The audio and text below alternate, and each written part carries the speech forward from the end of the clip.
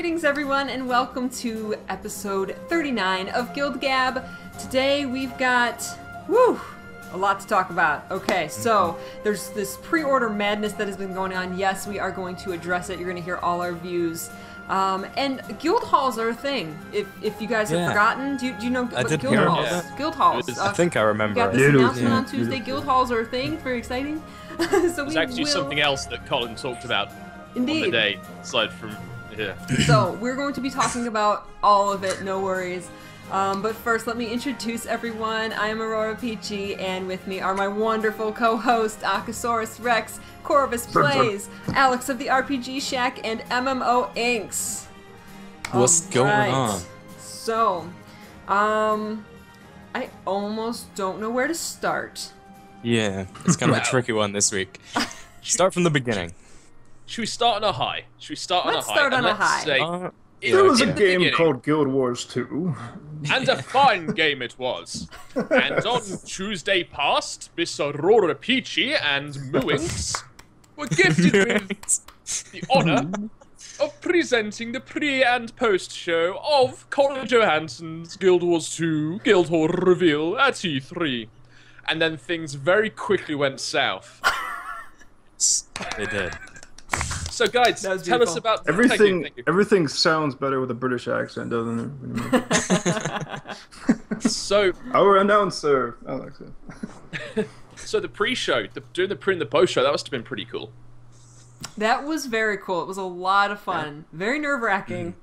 You guys did amazingly. It was really nerve-wracking. Little tiny bit. I mean, more for Peachy because she had to control all the buttons. Yeah. Right. And the rest of us just had to kind of sit there, and me and Richie jinxed each other, and it was a lot of fun. We all really gelled well together, and we had a little bit of varying opinions on like what we want from guild halls, and I think I enjoyed like all of our reactions and stuff. I had a bit of problems, like I didn't hear the first half of the announcement with Colin because issues on my end, but yeah, it was really exciting, and I had a really great time.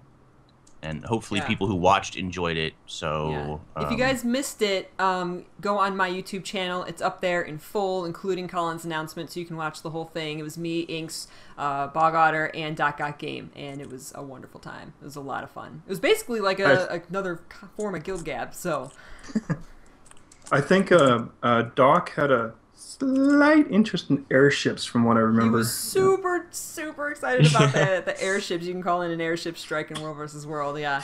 So then Colin announced pre-orders are open for Heart of Thorns.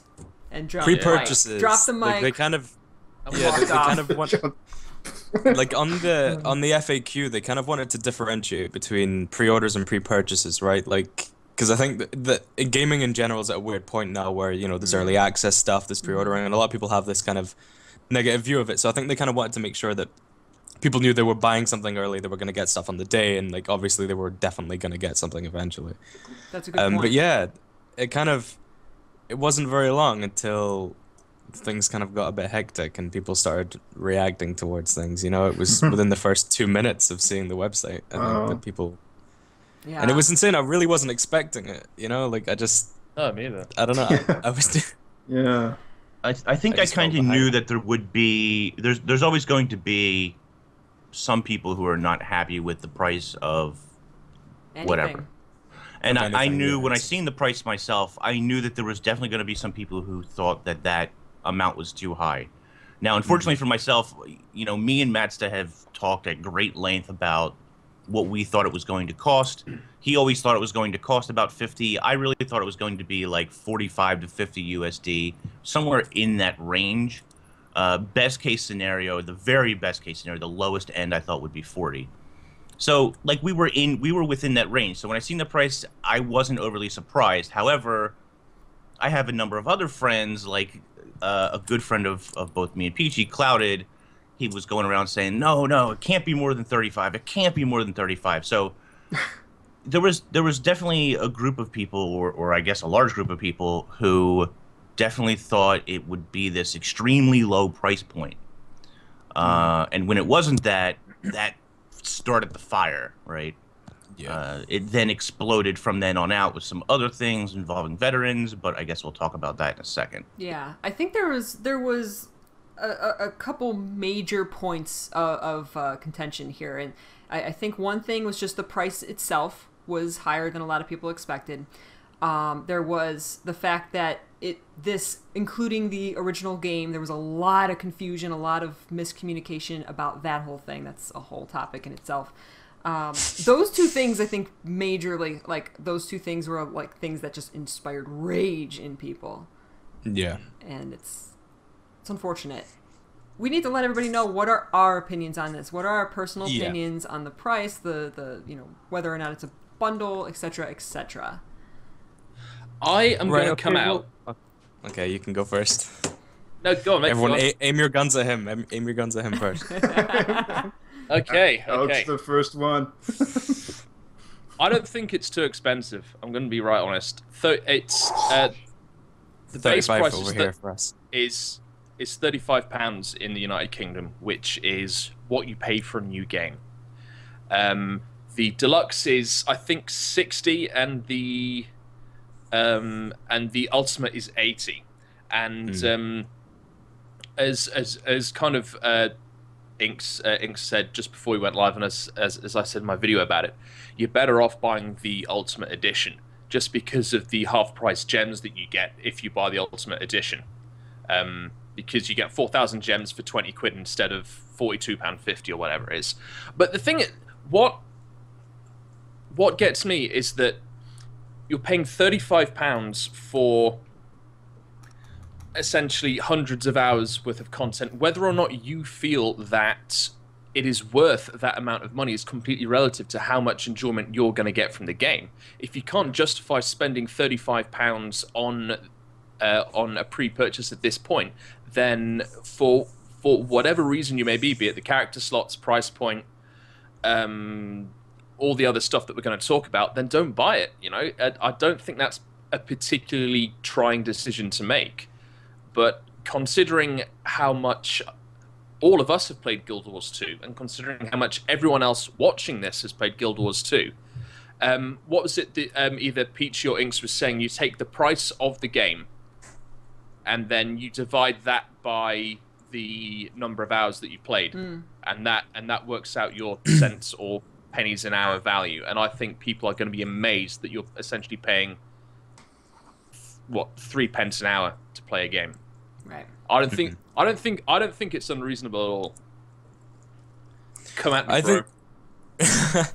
Okay, right. So the pre-purchase was split into 3 things, right? The standard, the deluxe, and the ultimate. And I think a lot of the problem maybe that I have with it is just in how what you're getting is split across them. I think the standard does feel, obviously it was only ever going to be like the expansion anyway, but like I think the ultimate one isn't. I mean, yeah, gems are fine, but gems are gems. Like I would have wanted something, because it's basically taking the place of a collector's edition, right? I wanted something a bit grander. I think, you're pre-purchasing anyway, so you should get maybe something. You do get the title in the standard version, and I think maybe the deluxe thing, because it seems like the deluxe one was the kind of the one everyone was meant to buy, right? Like it's got the bonuses for pre-purchasing in it, and the extra character slot for the thing. Like it feels like the main one. So maybe the $50 version or the £35 one could have come with more. But I think it was there to be the bare minimum, of people who are struggling with money, that kind of thing. Like they can still ensure that they get into the expansion with it. And I think it does do the trick. The price for me wasn't a big deal. It's the same price as like a DS game or something, and like it's not just, okay, yeah, we don't know how much content the expansion is going to get. And I think that's another problem that I'll go into, that we don't know that much. And I think a lot of people have kind of been struggling with the idea of, right, okay, they're giving me the option to pay them when I don't know what's going to be in the expansion properly. We've not had so much information, I don't know when the release is, that kind of thing. But I think we've already had confirmation that all living story stuff is going to be, for the people who have purchased the expansion. It's an expansion, right? It's not going to be small. We've seen a lot. Even just this one thing that we saw the other day, Guild Halls, is massive, right? That's huge. They're adding 2 full zones just for this. Like, it's a big deal. And yeah, like, it's obviously like pre-orders are in kind of a weird point in gaming anyway right now. Like, it's hard to trust people. There's a lot of shady business going on. But I think, you know, without being like a fanboy type deal, like ArenaNet have been doing this for 10 years with Guild Wars. You know, like you can. I think it's fair to say that, you know, you can trust them a bit. You know, they're not gonna just do a money grab. They've not really ever done anything like that before. And I don't know. I think there's no reason for anyone to pre-purchase now, right? Like, if they don't feel comfortable with it, if they want to wait till they hear more, go for it. But I think, you know, it's a decent price for years of content that we're going to be getting. Living Story's always going to be free to log in and get the episodes of, and we're going to get everything that's in the expansion, everything that they add. Like, if you think back about, like, through what we've got the past 3 years, it's insane. You know, you paid this much and had this 3 years, and we're going to be getting the same thing again, essentially. Yeah, there's not going to be as many new zones because it's not like the base game, but that's kind of balanced by how much they're changing and how much they're going to be adding in terms of features, right? And we got all of that from the base game for free. If they think that this expansion is big enough to warrant charging us for the expansion, then it's going to be sizable. It's going to be, you know, for what ArenaNet's giving us, it's going to be a lot of content. Yeah. I mean, we got zones in the Living Story. We got 2 full zones, and that's not counting, you know, South Sun and the Zephyrite area that we got as well as part of the story. Like, I mean, come on, like, they're going to be adding more to this. Yeah, and all exactly. Free. They're gonna be adding more to this, you know, and we still don't know. This might change. I might, you know, in a few months, once we've actually found out everything, maybe, I doubt it, but maybe my opinion will change and maybe there isn't enough. But the trick here is that, like, I trust them. I don't know, people can make up their own minds, but you don't have to buy it now, you know? Like, you can wait until you know for sure that it's going to be worth it for you. And it's like what you were saying in your video, Alex. Like, if you think it's worth it, go for it. If you don't, just don't. You know? Like, I don't know, like, the past 3 years of stuff, like, I'm confident that we're going to get our money's worth easily. And if you buy any game that could be, you know, $60 or whatever, like a Call of Duty game or anything like that, you play the campaigns of that in like a day. It's like 5 hours long. And yeah, there's, you know, multiplayer, whatever, that's a whole other thing. But you're going to be getting years of content from this one game, and those games you spend that much money on, if not more, and the next year there's a new version of it. You know, like, and I don't know, I just, for me, I think, like, there's enough reason to trust ArenaNet, and if you're not comfortable with that, I totally get it. It's totally fair enough, because we're in a weird point in the industry where pre-orders are kind of shady and this whole early access type deal. But you still have the option now to wait, and I think, I don't know, ArenaNet have been hit really bad, and not just ArenaNet, the game as a whole, us as a community have been, I don't know, like, we've never been in a position like this. It's been rough. And anyone who doesn't play this is going to be judging the whole game, the company, and the community of the game awfully because of this. And I don't know, like, I just think there's no reason to be raging as much as people are. If you're disappointed, leave feedback about it. But don't, like, this is just, I don't know, it's insane to me. I don't understand how people can be so vicious about this whole thing. But, I mean, this is just one weird guy's opinion, you know, so screw it. Kill on then. Inks. Peachy, Inks, Aka. Who wants to? I mean, mine's going to be kind of long-winded, I'm going to be honest. So if somebody else wants to go before me, Ak, what's your take on this whole thing? Okay, I'll jump in. Yeah, I was quite really shocked when I heard about all this. I think ridiculous reaction. And from my own understanding of MMORPGs, because I love playing multiple ones, I don't see the reason for this. It's crazy. I mean, like, with my own experience with the whole WoW stuff, is that, again, like, I mean, like, the new WoW expansion with no features, no titles, special, what, absolutely anything, is $60 right off the bat. And you know, people had a little bitch about that, but it wasn't a big deal. And like because like if you were to compare what kind of expansion we're getting to, say, something like that is the traditional expansion, because that's what the WoW does, is the traditional style for the most part.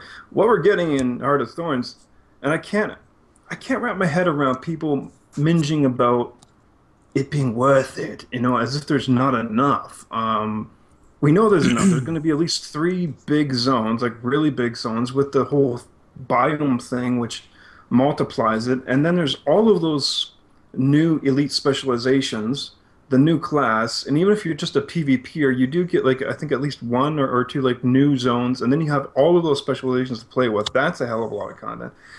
And for the PvEers, there is, I mean, like the story content we're getting, like our characters are going to speak again. That is such a big freaking. Not only that, but each little episode, we're going to have decisions that actually matter within the little episode itself. I mean, there's so much replay value for that alone. You could play through at least 5 different characters and races just to hear all the new kind of ways they're going to talk, because they're all going to talk differently. And then there's the whole non-instance story content, which is again huge, but the whole outpost scenario system they're building up. This is a hell of a lot of stuff we're getting for $50. Is not outrageous. And I would only say that, yeah, I'm on board being disappointed if there is no actual physical WoW Collector's Edition style boxed thing. That would be really sad, and frankly I may just wait until it comes on retail just so I have the physical disc box, because I really want that. The white and green look beautiful, and I really want the physical thing of that. So and ArenaNet could still possibly, you know, pull out later on and say, well, okay, that's the Ultimate Edition now, this is the actual Collector's Edition with like a mouse pad and an art book, which is what I really want. And so that's the only thing I'd be a little disappointed about, but certainly not this kind of, from what I've been hearing, like these like ragers and screamers and like haters, and I don't know why, because like the whole Guild Halls announcement was so flippin' amazing, and then suddenly I'm like, what? People are like trying to burn down ArenaNet? What? Like, it's like, I think they did come out and say that there isn't going to be a physical edition of the game. There's going to be a physical standard edition. There will not be a Right. collector's edition. Yeah. okay, so they absolutely have, okay. Yeah, but well, there then will I'm be a gonna box. wait until the box, because I just want the little box. Yeah, me too. Little box. So, 2 left. someone made next? a really Okay. good point in chat where people are not used to paying for Guild Wars 2. That's how the game is designed. That's where a lot of this is coming from, even though they told us, yes, you're going to have to pay for this expansion. So comparing it, I understand the comparisons to other MMOs, and there's MMOs with sub fees, but we have to remember that people who are in WoW and Final Fantasy XIV, they're used to paying constantly for Final Fantasy XIV, so that's their audience. ArenaNet's audience is not someone who's used to paying for it. So I'm not saying that's good or bad, just we got to remember that that's where a lot of people are coming from. It's a super interesting point as well, because I think I saw on Reddit that someone had basically like gone to like the kind of generic MMORPG Reddit to kind of see what their reactions were, and they were all fine with it. They thought it was like a kind of typical price for an expansion, and you know, no sub fees kind of a bonus. And like, wow, I think a lot of it is that I think a lot of people do forget how lucky we've been to have so much for free. I think that's such a sorry, mate. No. I don't want to be all like, because I'm not, you know, I'm not like I said earlier, I'm not like being a fanboy about this. I respect ArenaNet a lot, and I appreciate them for everything they do, but I'm not letting it delude my view at all. Like, I genuinely think it will be worth it. And there's people in chat have been saying, you know, like, yeah, we don't know how big this is going to be, and I think that's a lot of the problem, is just how much of it's in the unknown still. And like I've said, you don't have to pre-order. They just gave you the option now. And that's fine, in my opinion. I think that's totally fine. I just you know, if you want to wait, if you don't think there's enough yet, wait, it's cool. I just think it's a bit daft that people, like, that what you said, Peach, is that people weren't expecting to pay money for Guild Wars 2. It's like, when I was growing up, I didn't expect to pay for food. It just magically appeared in the fridge when my mum disappeared on a Saturday morning. Right.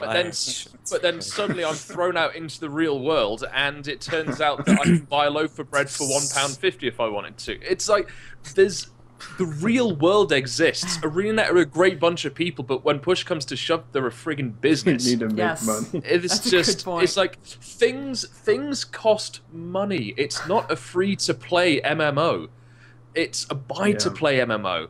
And Guild Wars has a sufficiently large player base that this is what has caused this divide. And there are obviously a ton of people, I'm sure Inks is about to shoot me down when I say this, there's a ton of people who are quite happy to pay the £35 or $50 for the expansion. Inks, hit me and tell me I'm wrong. and tell me that I'm full of rubbish. So I'm gonna take the same road that Richie did in his video, and I'm gonna be transparent about myself. And you guys can immediately stop listening to anything that comes out of my mouth as soon as I, say this. But ArenaNet supports my channel.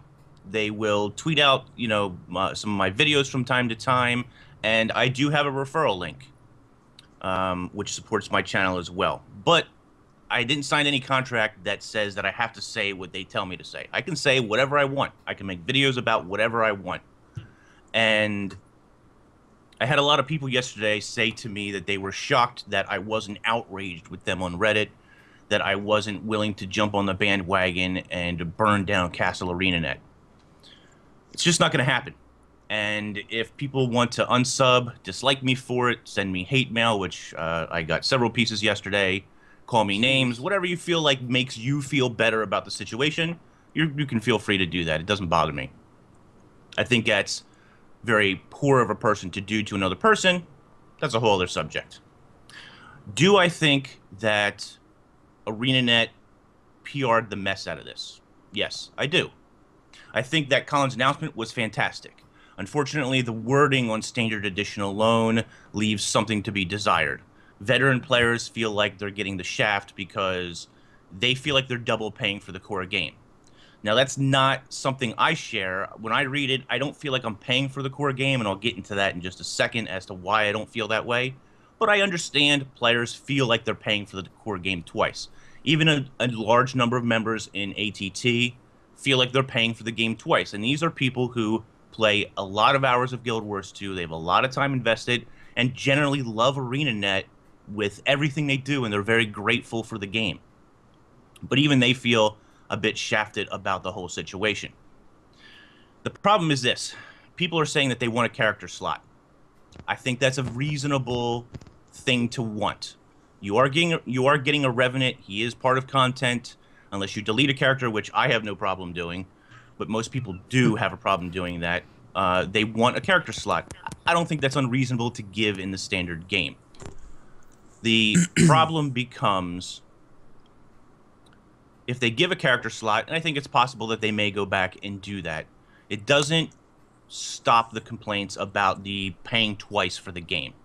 So you can give people character slots, and that'll make some people happy, but you're not going to make most of the people happy. They want to pay less. They want to have a separate price for the expansion itself.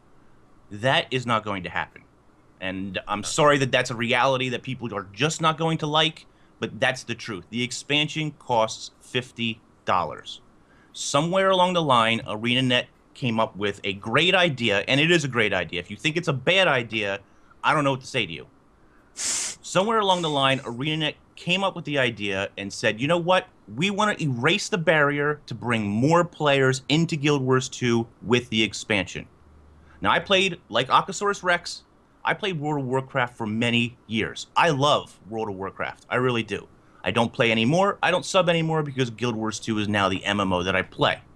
However, when the first expansion came around, and even the second, I had to convince friends and other players to buy the expansion, to buy the core game, and then pay a sub. That is very difficult to sell to people. And I've seen some comments yesterday about how people were trying to convince their friends to buy Guild Wars 2, and they weren't quite sure because they don't know what the content is going to have. And I understand that. But this erases some of that hesitance now. You can buy it. It's going to grow the expanded player base. And that is good for veteran players as well. Now, I understand veteran players want something as well. They want something extra to say, hey, we recognize that you're veteran players, and maybe the character slot or something is something that may placate a few people. But I can guarantee you, even if they give you a character slot, there will still be a large number of people unhappy about the situation. So I've got a question for you, Inks, about the character slot. So with the standard edition of Guild Wars 2, you buy the base game. How many character slots do we get? The base game has 5 characters. We get 5 slots, but yet we have 8 classes. Right. So So already we have that imbalance where ArenaNet recognizes that if you want to play all the classes, you're going to have to buy additional character slots.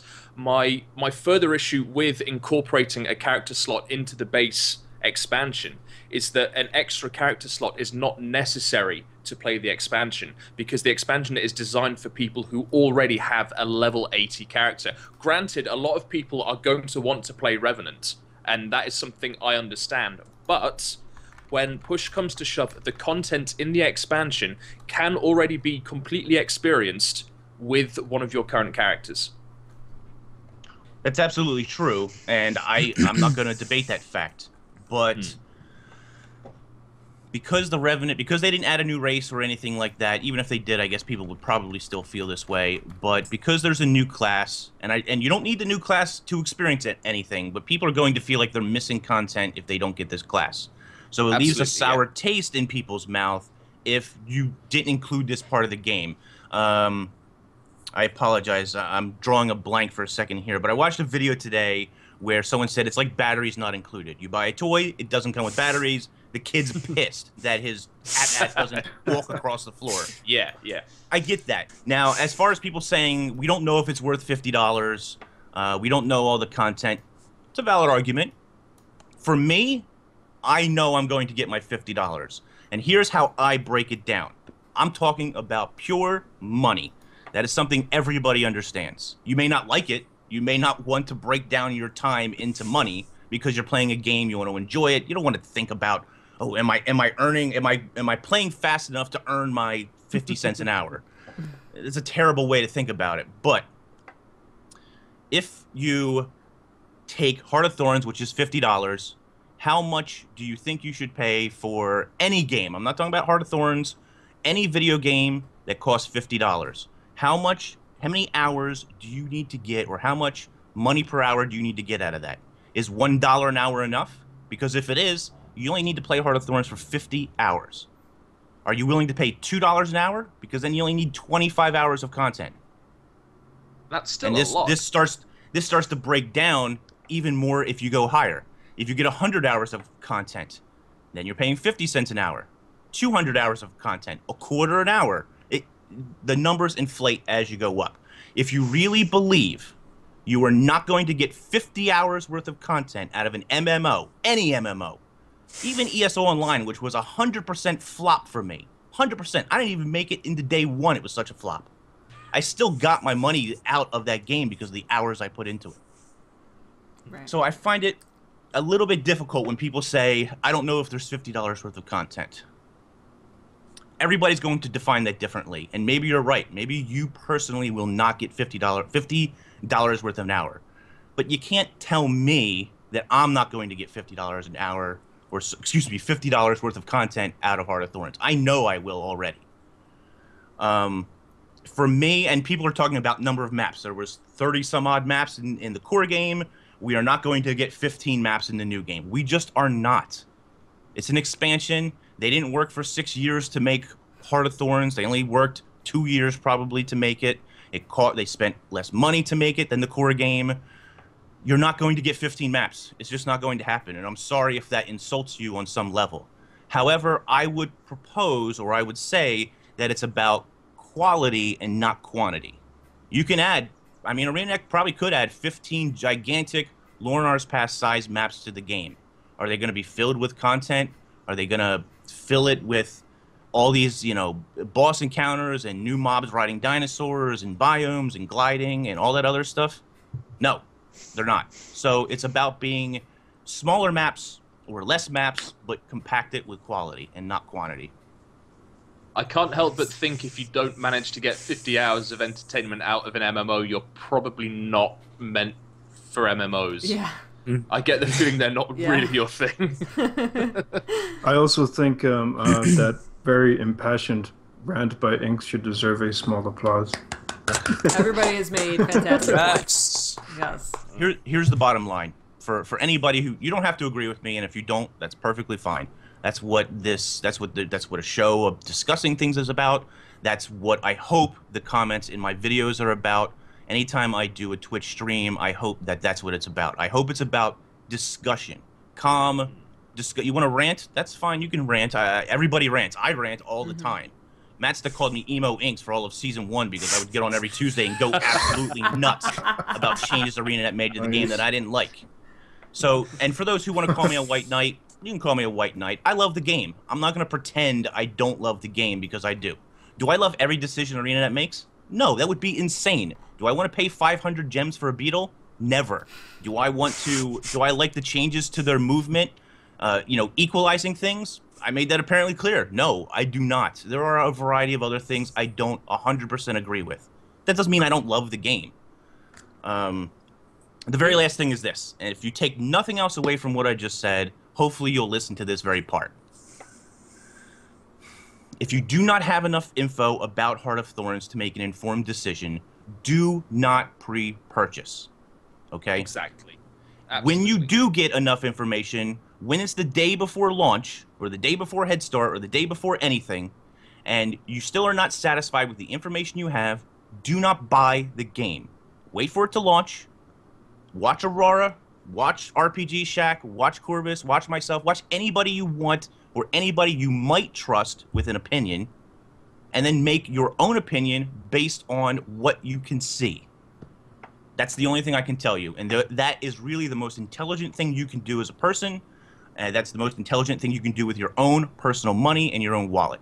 Make an informed decision. If you are not confident about Heart of Thorns, then you should not pre-purchase, you should not buy. And I've already ranted long enough, I know, and I apologize, but the very last thing is people are like, what is the incentive to pre-purchase? There aren't a lot, I'm going to be honest. You're going to get a title which most of you will not care about. I like to collect titles, even though they don't mean a whole lot in Guild Wars 2. The only other thing is beta access. If you do not care about beta access, like my wife, very casual Guild Wars 2 player, loves the game, doesn't care about beta access, then the incentive just isn't there for you. And maybe ArenaNet will come along and incentivize you more and tease you more and try to get you to pre-purchase. That's really up to them. I don't work for ArenaNet. I can't make that decision. But that's it. That's it in black and white. If you don't have enough information, don't pre-purchase. When you get enough information, if you don't like it, then you just don't buy it. You move on. I've got an idea. In terms of value for money, and this is something that chat can take part in while we discuss it. How much since launch do we think we've all spent in the gem store? I know how much I've spent. Let's compare it up. How much we've spent on cosmetic tat, as great as some of it is, compared to what we're actually buying. We're actually going to be buying content if we pre-purchase Heart of Thorns, not Dwayna's Regalia skin or a chainsword or a pet rock, which, by the way, is the best thing they have ever done. I friggin' People are fine paying $5 for a pet rock, but not $50 for the whole expansion. It's amazing. Throwing that out there. Yeah. Okay, so seriously, guys, how much do we think we've spent in the gem store? I've spent just about £400. Whew. Really? Wow. Peachy, how much I've spent, I haven't kept track, but it's more than 50, but probably close to $100. Really? Is that it? Wow. Yeah. Oh. I basically pay a sub fee, right? Like the way it breaks down, it works out about the same price as a kind of expensive sub fee.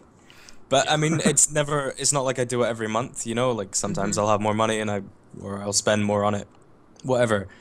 But you know, it's not something it's not like a grudge I hold. It's not like it's because there's no sub fee. It's kind of a thing I do willingly, right? It's my decision to make if I want to do it, and it's always for something I'm gonna get in return, so I don't mind at all.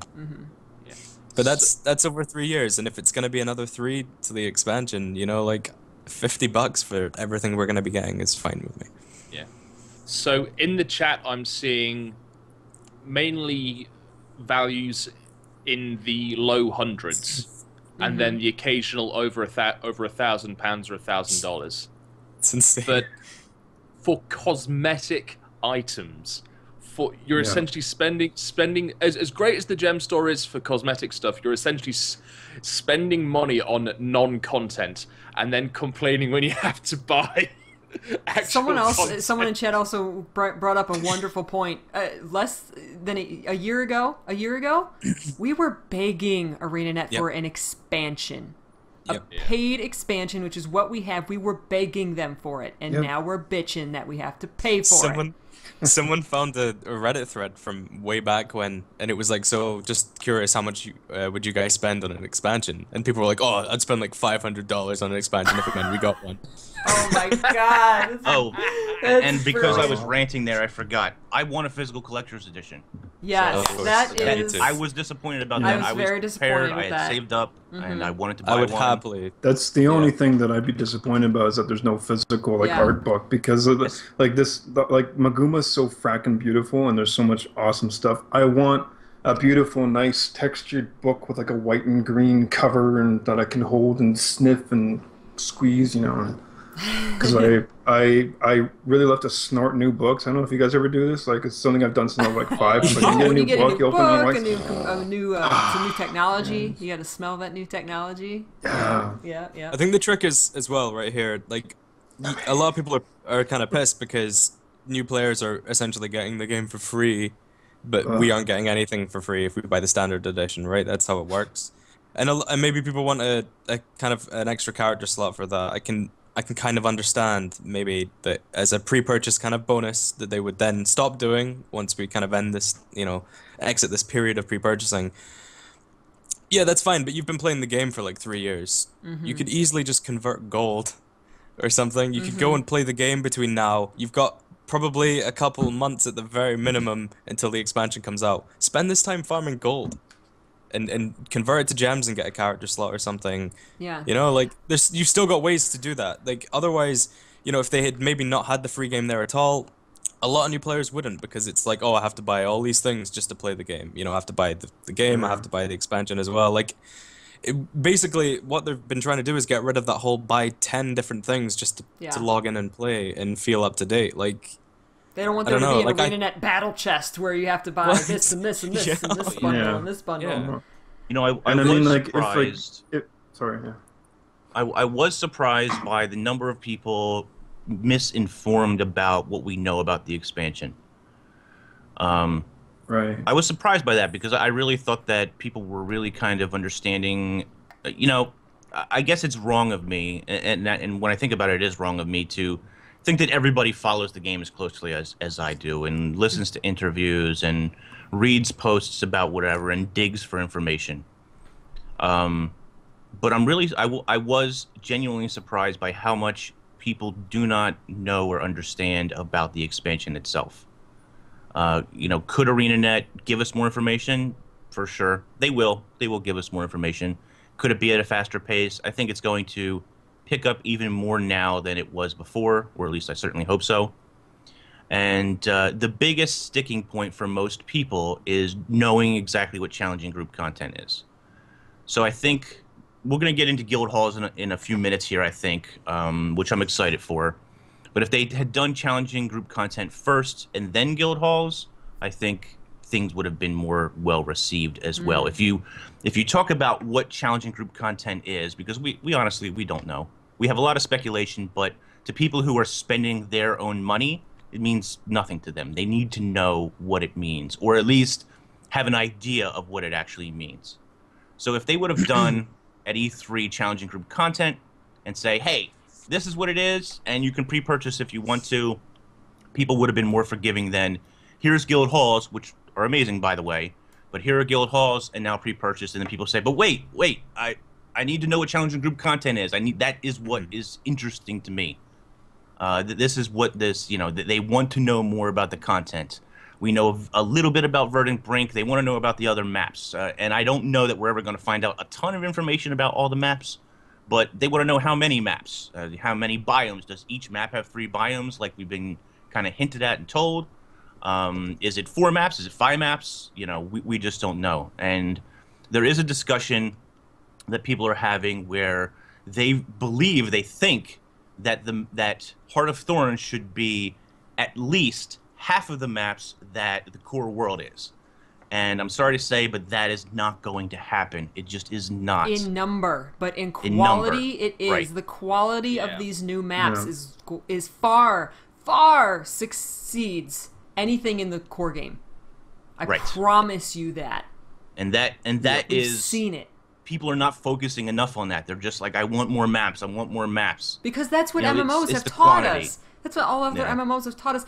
ArenaNet is not making a typical MMO. They have always strived to raise the bar, to do things differently, to make things better, and they are doing quality over quantity.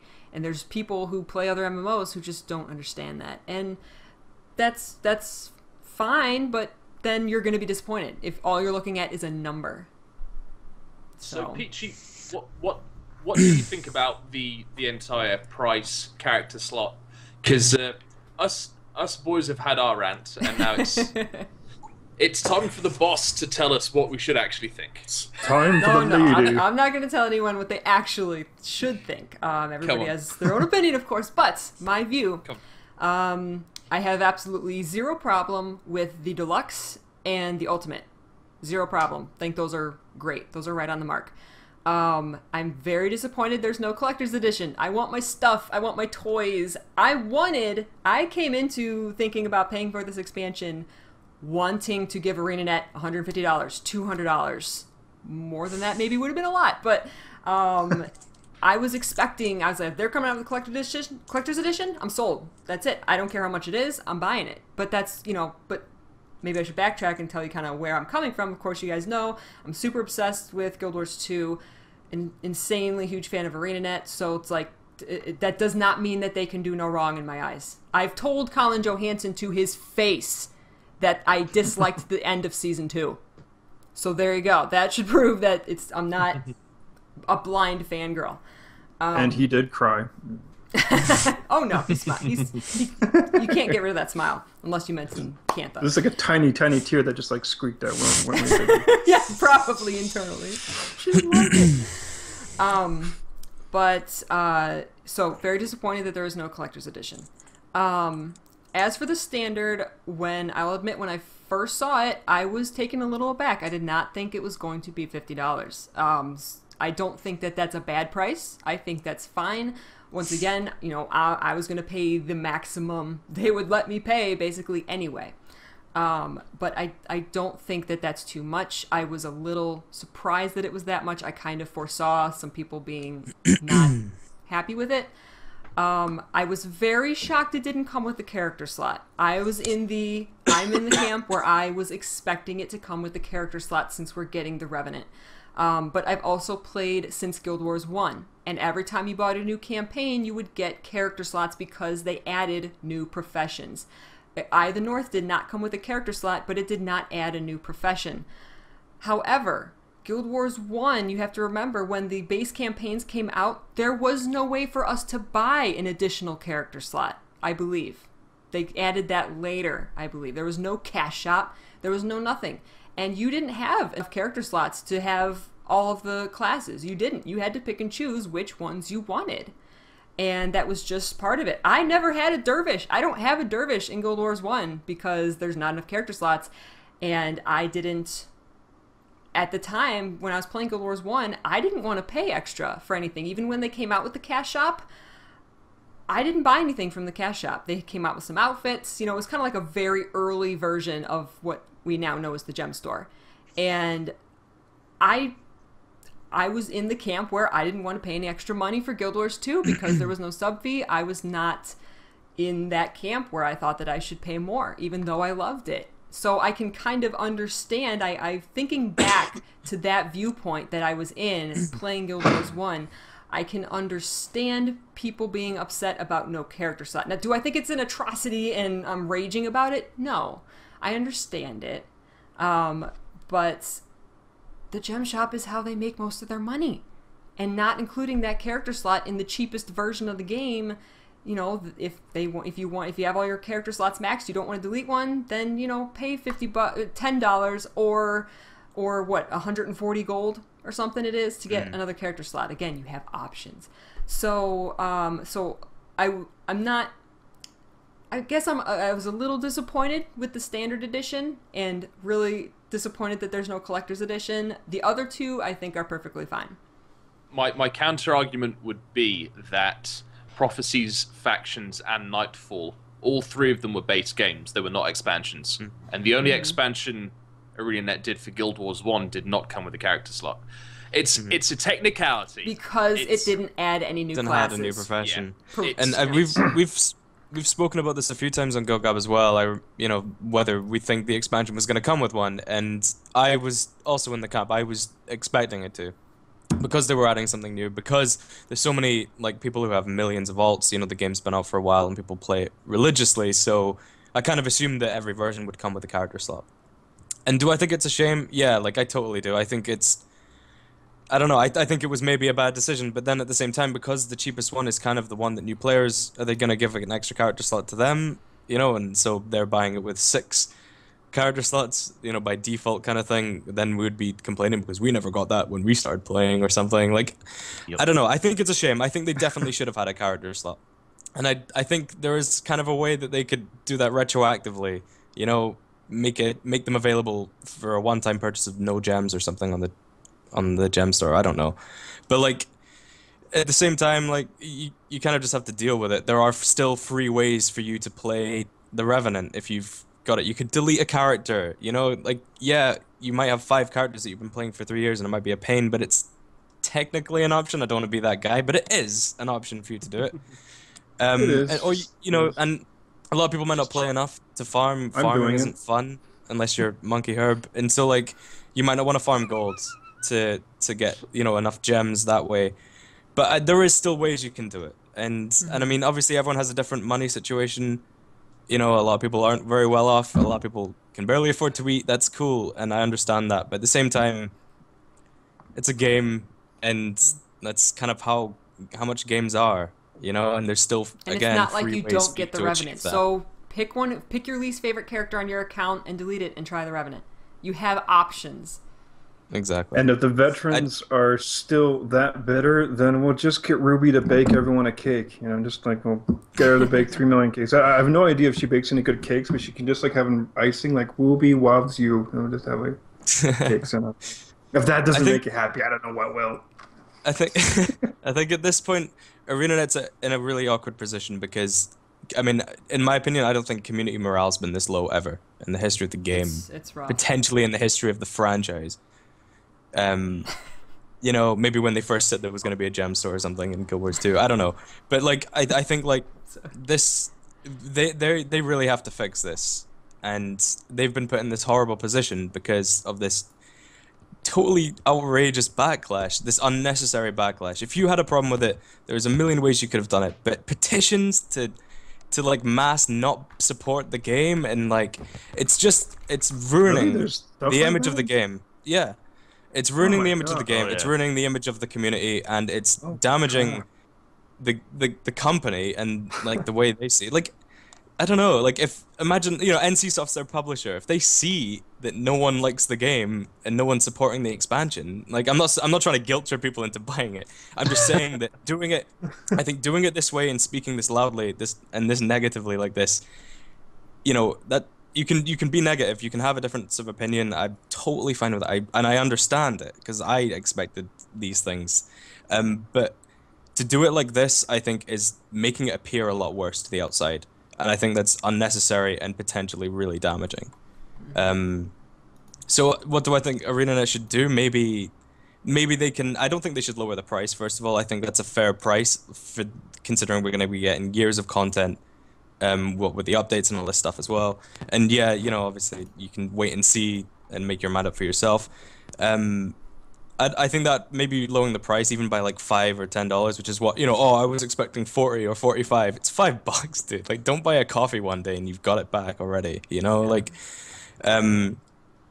I think maybe they could add something like a character slot, and do that. Maybe that would chill people out a bit and make them not feel kind of ripped off or something. And this is kind of, I don't want to say entitlement because that's kind of a buzzword and it makes people get defensive and stuff, but a lot of people feel new players are getting this thing that I had to pay separately for, and we're not getting anything if we buy that. But the thing is, you've had like potentially up to 3 years of content. You've had a whole living story that no one's probably going to be able to play again, at least not for a while. You've had Season 2, which you got for free. You've had feature packs, complete changes to systems, like the wardrobe, PvP, the whole change there. Like, come on. You've had 3 years of stuff, and potentially 10 years of stuff. If you're a veteran player, you've had your money's worth. Like, and you're not paying extra anyway because the core game that new players get is a free bonus. Yes, that is the last thing. I know we've been going on for almost an hour now about this topic, and I think it's you know, it's warranted. And we are going to move on to guild halls, guys. But one of the big things that I want to address that a lot of people are still very confused and very upset about, and I think it needs to be addressed, is the fact that the original game comes with Heart of Thorns. And something I just want to scream from the rooftops, and this was one of the biggest PR blunders that they made, is that the standard edition is not a bundle. It is not a bundle. You are buying Heart of Thorns. If you happen to not own the original Guild Wars, you're getting that as well. So basically, your Heart of Thorns includes all content in the Guild Wars 2 universe currently in the game. If it was a bundle, if you were buying a bundle, it would have said Heart of Thorns plus Guild Wars 2. You would be getting 2 game codes. You don't get 2 game codes. You get 1 game code. And you apply that to your account. Correct me if I'm wrong. No, that's right. You apply it to your account. Yeah.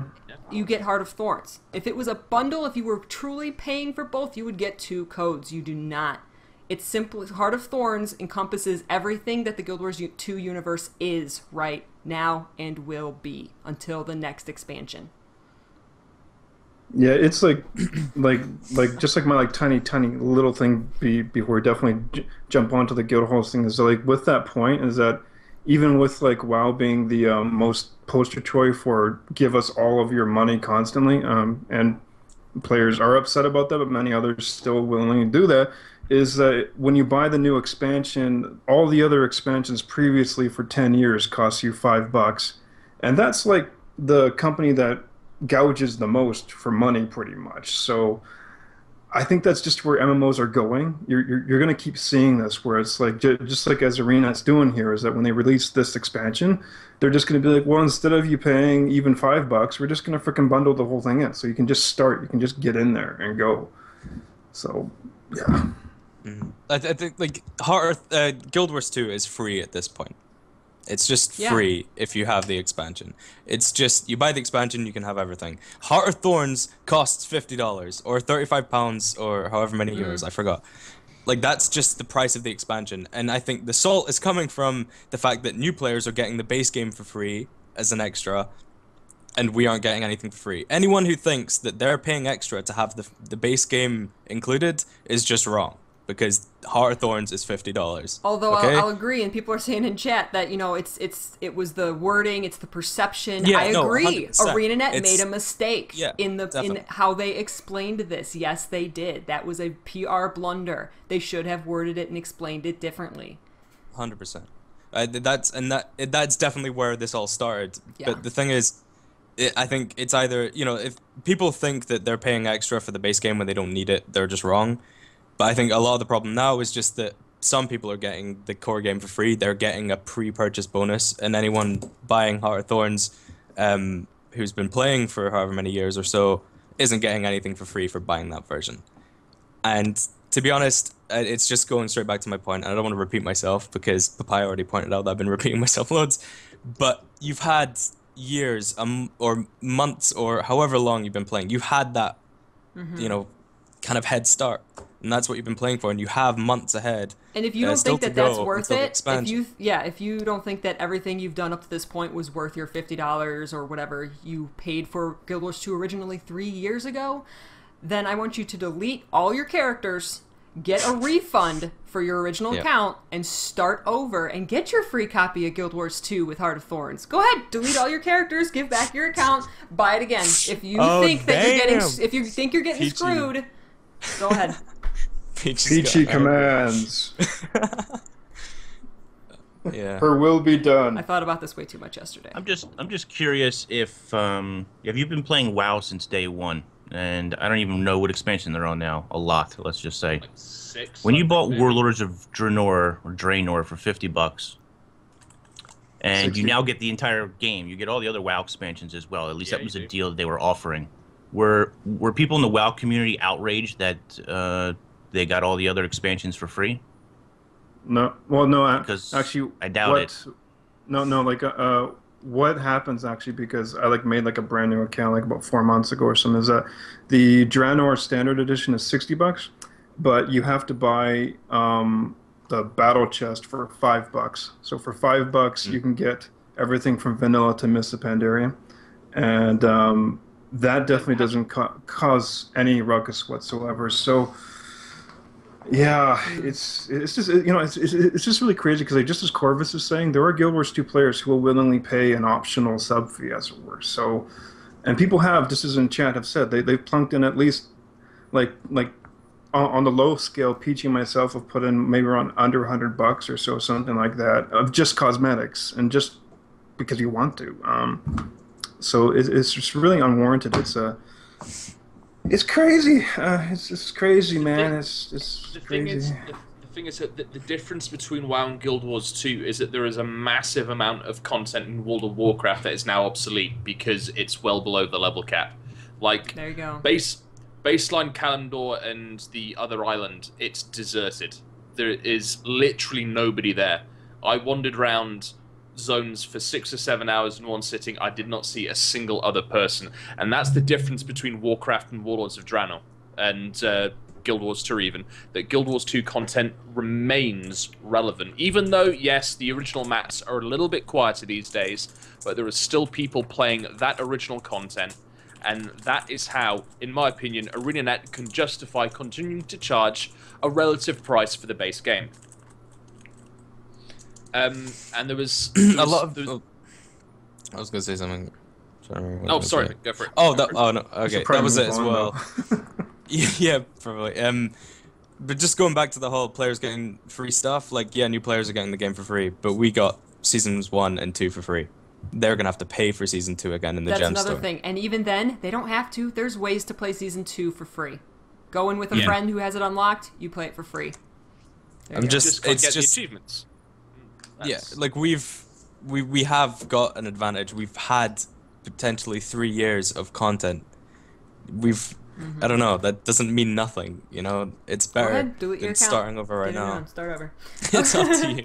All right. And but just to reiterate, just so if you're not comfortable with final thoughts, and then we're moving on to guild halls. Like we've all said, if you're not comfortable with what you see and you don't think it's worth $50, don't buy it. Right. That's fine, and if you wait until they've shown off everything, because I genuinely think they haven't shown enough. I think it's around the time I expected pre-purchasing to happen, but I guess I expected more information to be out now, and I'm, that's fine. You can wait until there's more information, until they've spoken about all of the guild hall stuff, all of the challenging content stuff, told us how many maps we're getting and that kind of thing. If that's what you want from the expansion, then wait until you find that out. No one's making you buy this now. And if you want to wait for a release date, do that as well. At the end of the day, you need to make your own mind up. Yeah, I've kind of been defending it in some way, but that's just my personal view. And if you disagree, that's cool. Do whatever you're comfortable with. No one's forcing you. No one should be forcing you, and you shouldn't feel forced by anyone. Yes. Oh, and the very last final thing, because this will actually help people. If you have recently bought Guild Wars 2 before the pre-purchase announcement, drop a ticket in or a support thing to ArenaNet, and they may refund you the cost, but don't rely on it. But it's worth a try. Yeah. All right. Moving on. We should talk about happy guild stuff. halls. So on Tuesday, Colin gave us a trailer for guild halls, and they looked pretty awesome. They looked huge, massive, gigantic. Gliding, guys, gliding in your guild hall. Glide in your guild hall. And you can decorate it, Peachy. You can decorate it. Yeah. Give me some pink decorations, please. Pre-purchase the deluxe or the ultimate edition to include a more Rothbane Guildhall decoration. What? Well, and like also like the there was that wonderful video of like more information, and if you're really into the decorating aspect, which like just about all of us are, not just of course PG, but like is that they're actually saying how you can actually not only decorate your guild hall, but you can actually go out into like the new areas and augment your decorations as well. I believe it was something along those lines. You can So level you're them gonna up. be able to like Yeah. You I can mean, get a that's- basic version, and then using the new crafting discipline in guild halls, the scribe, you use that to do all kinds of things to create like your world versus world. I don't know. Wait, that's the battle arena. Sorry. But the scribe I know will probably let you create the armor and weapons, but I know it lets you level up your decorations, so you can get fancier, bigger versions of your decorations. And there's anthems, guild anthems, Corvus, Guild theme Happy tunes, Unicorn guys. anthem. Guild theme songs, yeah, guild we're gonna have- anthems. I can say now that Happy Unicorn Guild are going to have the most fabulous guild hall and the most fabulous anthem. Pink unicorns and heavy metal music. Yeah. Oh my god. So we've got a lot of as far as I understand, there's a lot of really great stuff going on. There's a lot of changes to how guilds are working as well. They're scrapping influence and merits, as far as I understand it, and it's being condensed into, is it renown or fame or something that it's the new guild currency is? They are going to I change up can't the remember. currency, yeah. Yeah, but I'm sorry, say that again? They're crushing everything into a new currency, aren't they? Favor. The favor. There we go. That's what it's called. Yep. But even starting your guild hall, it just looks phenomenal that you all have to go on a massive party and essentially invade your guild hall. I thought and that was cool. You have to actually claim it from Mordremoth because it's in the world. It's in the Maguma jungle. And you have to claim it from Mordremoth. And there's a crystal in there that is what Mordremoth is attracted to. And so you have to get to that crystal. You have to fight your way to that crystal and claim it. And once you claim that crystal, then it's yours. Mm-hmm. I also love too for the lore nuts and story nuts. This is so flippin' cool. What they're doing with this housing is that it's like taking the cool housing aspects of just housing from games that just have a housing with no story, or to try to take housing but not make it housing, make it a kind of story-based housing like garrisons and WoW, which has been iffy. But the coolest thing in what they're doing with this that I thought was so cool is this little snippet they said was that it's like because the Pact army was destroyed, was that now Tyria is basically contracting out little militia guild armies to fight Mordremoth. Yep. And it's such a cool meta idea to actually incorporate our guild people and guild into the actual story. So like we truly are pushing the story forward, and it doesn't feel artificial, like, oh, this is just our home, our house in Maguma that has no connection. It's like we're actually the guild army of the Happy Unicorn that are going to kill Mordremoth. So cool, man. If anyone hasn't seen, there was an interview that was uploaded today, and there's not that many views on it. It's on YouTube. It's a game trailers. It's on the game trailers. It's a game YouTube trailers page interview from E3. But in this is where they spoke about this stuff, and they said that the kind of guild building that they're currently building in Lion's Arch is going to house a kind of organization that's contracting guilds to join the fight against Mordremoth. And this is how guilds are being involved, and it's going to tie the guilds into the story, and it's basically the kind of lore reason that we'll have housing out there, and we push to gain a kind of zone for ourselves. Which is just amazing. Like, they said they wanted to put the kind of guild back in Guild Wars, and they're not just revamping the system; they're kind of implementing it. Like, I was heavily not into the expecting story that much story to be involved in our guild halls. I literally thought it was going to be pay this much influence, get a guild hall. So this is awesome. This is fantastic. Just a little kind of, I guess, a fun little story, and this may have changed since then till now. But when I went to PAX East, I was speaking with John Ryan, and he said one of the last things that he wrote before he left ArenaNet were these stories that have to do with guild halls, the story that interacts with the guild halls. So, like, we don't know how that has changed development-wise, but at least some of that is his work, which is a nice nod. If anybody knows John Ryan, he did a lot of writing for, like, Season 1 and 2, and so I'm really looking forward to that. Actually, one of the questions that the game trailers asked was, like, once you get your guild hall, because you have to take it back from Mordrum, are they going to continuously attack, or how does that work? And they said that you're not going to get continuously attacked, but there's no guarantee that your guild hall will not be part of the story in the future. So there may be, an event or something where there's an attack on it or something. So you're not forever safe in your guild hall, but you're not going to get constantly attacked. It's so cool. Yeah, I love it. And just the customization, like you can build the battle arena. There's the war room. The arena, dude. The battle arena, That's completely customizable. I mean, guild versus guild. That's guild versus guild right there. You can invite another guild into your war room or into your custom arena and battle with them. It's just it's just incredible. Everything we've been asking for. There's also going to be the thing that actually got me pretty excited was that when people were wondering, is there going to be because there isn't the technical gear treadmill in Guild Wars 2, people were wondering is Heart of Thorns going to have a proper tier set, for lack of a better word, and they did flat out say that there's going to be new guild armor sets and weapons alongside those little special ones from our elite specializations. So I love that. That just gives just enough, just a solid enough. So I mean, when people before were about the whole pre-purchase gate raging and stuff, especially about is there enough content? Well, I mean, just guild halls itself on top of everything else, that's a lot of content. I'm sorry. And I think the guild armor, I think that's going to be more skins. Then it's not going to be another tier. There's no other tier of armor. Exactly, yeah. The Ascended is still your top. Yeah. So it's but I don't know, with the this much more emphasis on guilds, the fact that it's tied to your campaign essentially through the expansion potentially. You have your hall, you have ways to rank up. It's just cool. They're adding new skins for us to represent our guild and to give us that proper identity. And that's amazing. And if there's raids, or if there's there's gonna be new guild missions and stuff. It's just. I don't know, they're bringing this emphasis back, and it's gonna feel amazing to be part of a guild, for sure. You get an option of two guild halls to choose from as well, don't we? Yeah, exactly. There's two zones. That's one thing that I was feared. I was afraid that there wasn't going to be a wide variety, but we get to decorate them however we want, and there's guaranteed to be a wide variety of decorations and even more coming out in the future.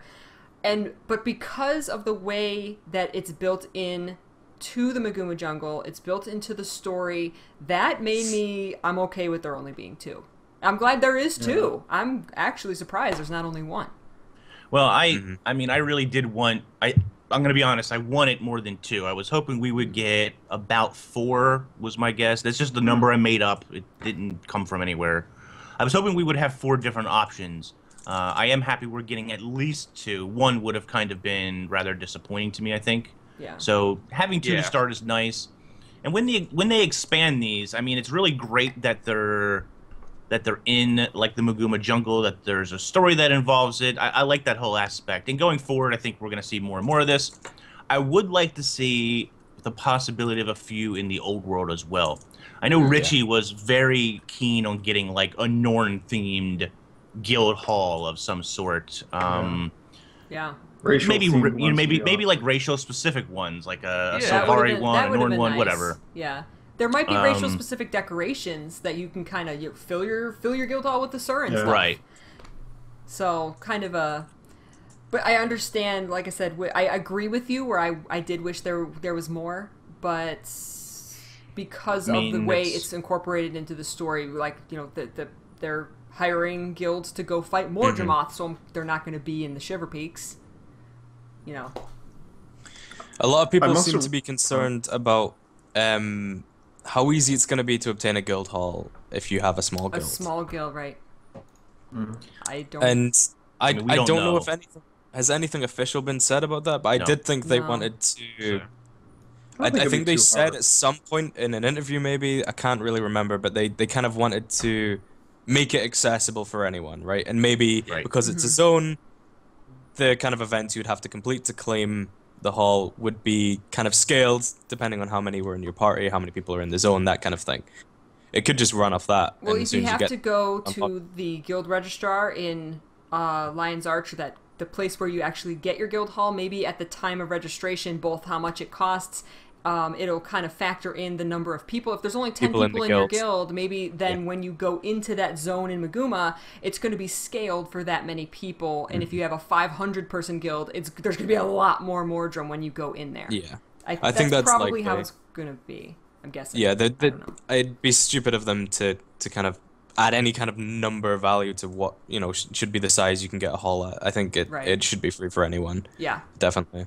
I wouldn't worry about it too much. Obviously, no one can say anything for sure just now, but I don't think it's not kind of in their style to do anything like that. I think there's not going to be any gate to this kind of stuff at all. Well, and they have revamped guild missions. We don't know the full extent of that just yet, but they have revamped guild missions, and they, instead of guild missions being this end game goal for a guild, they want it to be more of a backbone, meaning that large guilds and small guilds alike should be able to complete these missions without very much difficulty.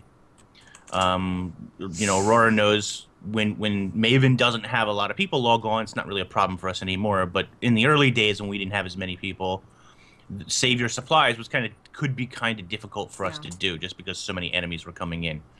So hopefully all of those things that are like that will see some kind of adjustment to scale.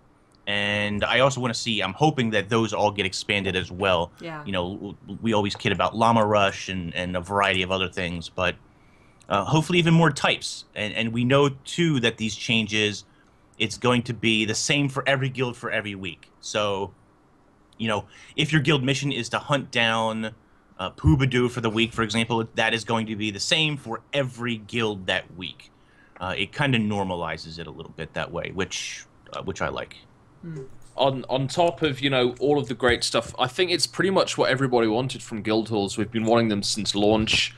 They're customizable. They're going to be a great place for people to get together. They're not just going to be a place where you log out your character and that kind of thing, but you're all going to have to work together to build this guild hall, unlike the old system in Guild Wars 1 where you just had to farm money for it and that kind of thing.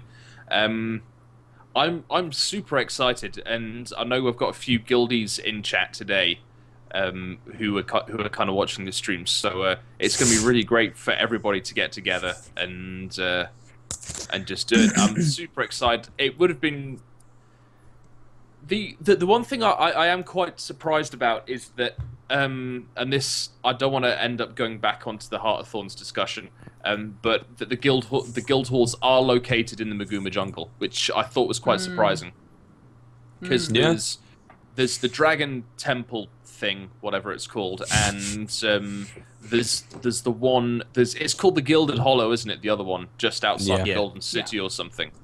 And so it sounds like we've got two very different guild halls there. Two very different style of guild halls. Yep. But That's nice. Are you going to be able to transport to your guild hall if you don't own Heart of Thorns? It's a big question, right? That is the big question. Yes, very much so. I don't think so. All of these, it depends how much of these revamps are going to... I doubt it, honestly. How much of the kind of guild system is going to depend on expansion-related stuff? Are the missions going to take place, you know, if they revamp the missions and the kind of activities you can do, are they going to make them exclusive for the Heart of Thorns people as well? Right, if your mission's in the Maguma jungle, sorry guys, anybody who doesn't have the expansion can't come. That's a tough call. And obviously, don't forget that, you can have people in the guild, but maybe not everyone in the guild has the expansion. So, this guild hall, and they can't hang out with you guys because they haven't bought the expansion. It's a lot of stuff that I hope we find out about soon, because that's going to be a big concern for a lot of people. 100%. But then there's kind of a risk, going back to, not to bring this stuff up again, but if it's handed to everyone for free, a lot of people are going to have another... Oh, even guild halls aren't even part of the expansion. We should... Well, here's the thing as well. We do know this, or we can surmise this from it. If you don't buy the expansion, you will not be able to help your guild claim the hall initially. Right, okay. Right. Now, whether you can travel to it afterwards or not, I mean, that's a question ArenaNet's going to have to answer, and hopefully soon. But you will not be able to help claim the guild. So if you want that experience of claiming the guild hall, unless you buy Heart of Thorns, you're not going to be able to. And the reason is because the guild halls exist in the heart of those zones. It's a zone from the Heart of Maguma, exactly. Right. Yeah. So you won't be able to get to that zone if you don't have Heart of Thorns. So at least the claiming of the guild, and this is very important, I don't want people to get confused by this, but the claiming of the guild cannot happen if you do not own the expansion. Yep. We don't know if you'll be able to fast travel there once it has been claimed. I think So that's kind of someone the big did say that they confirmed that there would be a kind of teleport option, kind of like in Guild Wars 1. There where is, you just right. open the guild menu and you can teleport there. Oh, okay. And it'll be like an instance thing, so obviously...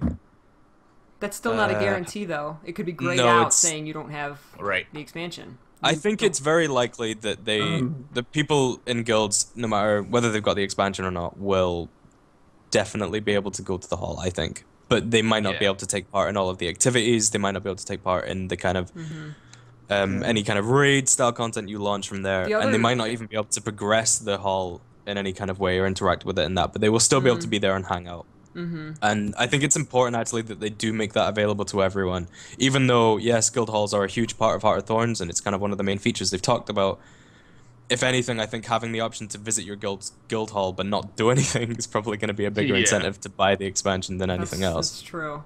I think I just want to quickly throw us in there was that it's reminding me of how when they said that if you don't buy the expansion and let's say you just like right now buy just Guild Wars 2 and if you decide no, I don't want to get the expansion, I'm just going to keep it blah blah blah, you're not going to get any more Living World seasons if you don't get the Heart of Thorns. And it was just making me think that since they bundled Guild Wars 2 vanilla, as it were, with Heart of Thorns, it's like kind of it's. I understand what you're saying. Go on.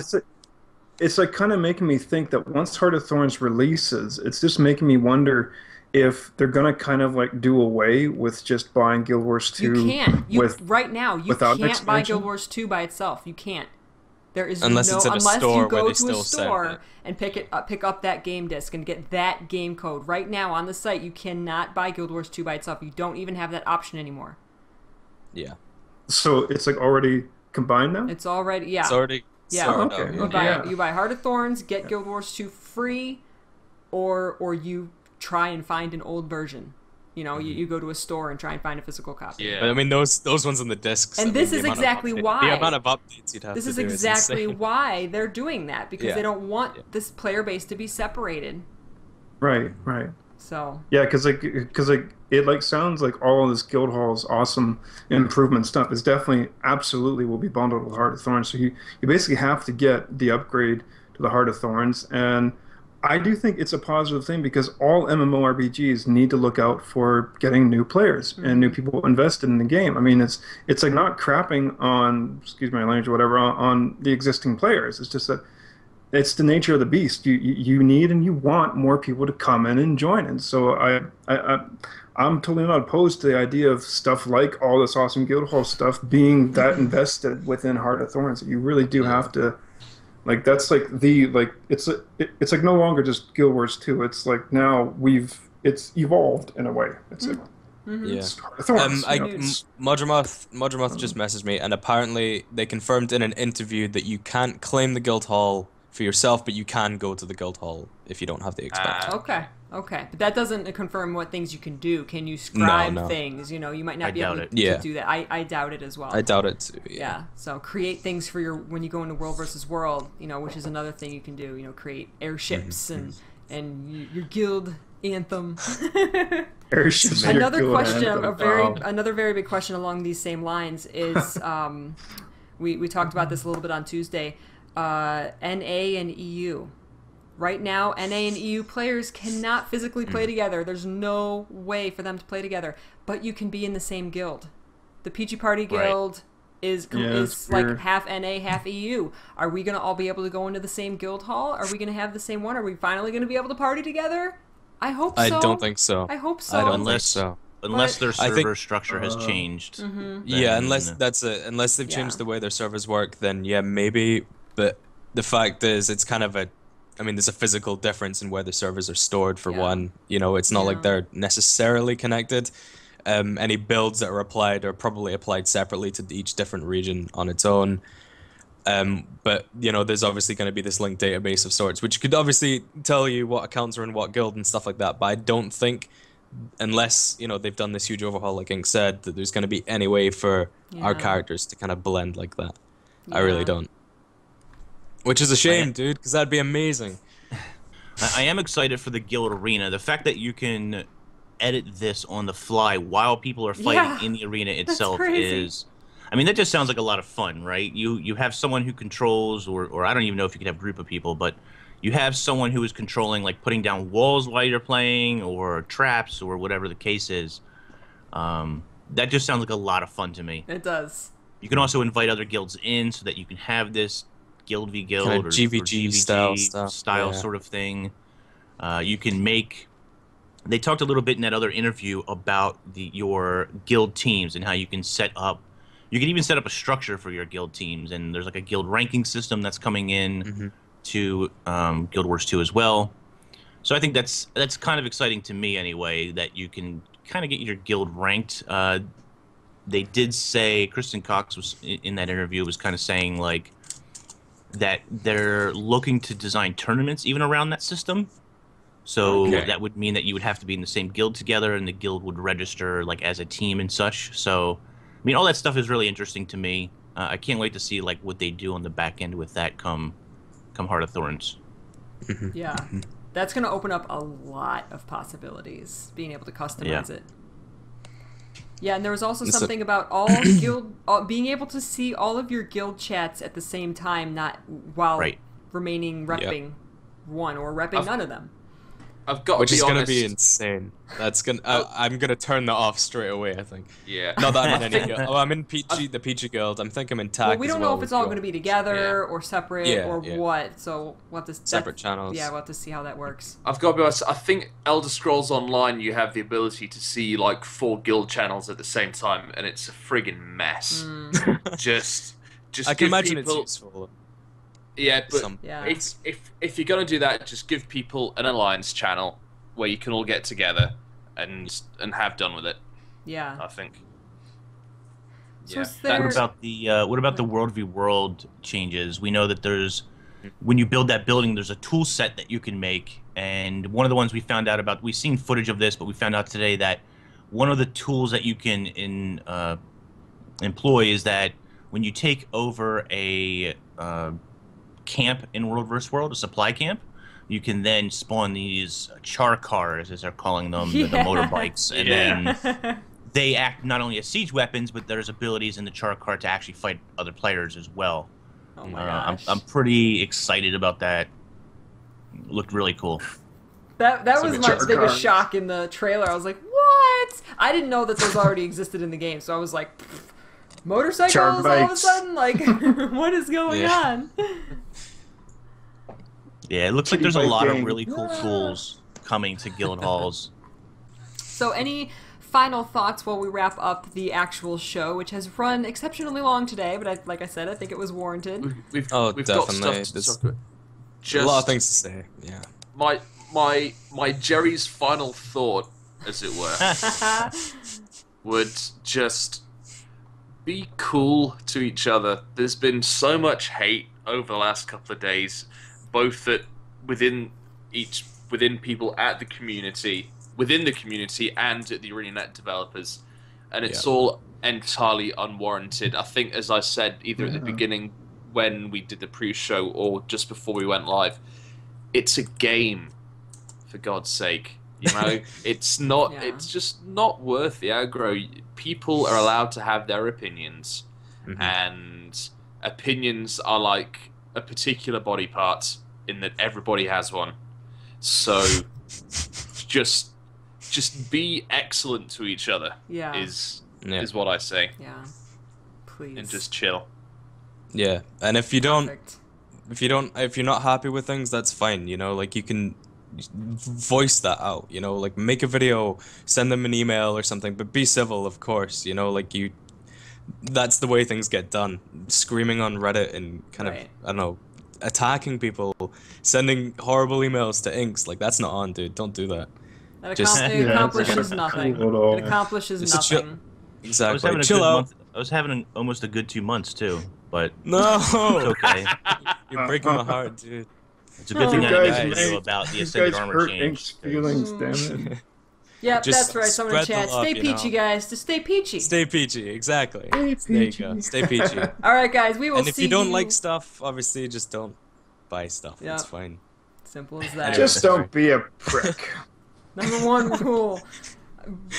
Speaking of, there will be no GuildGab next week, at least not on this channel. I'm going on vacation, and the group that I am in has the first 2 rules. Don't be a douche. Rule number 2, see rule 1. Just keep that in mind. That's it. Boom. Alright, guys. So we will see you in 2 weeks, where we will talk about a lot to talk about, because next week we got new Lion's Arch coming. Stay tuned for that. Everybody on Twitch, thank you so much for being here. We will continue to chat with you in the post-show. Everybody on YouTube, please, thank you for watching. Please scroll down and check out all of our YouTube and Twitter channels. Thank you guys for watching, and we will see you soon. Bye, guys. Take care, guys. Thanks for watching.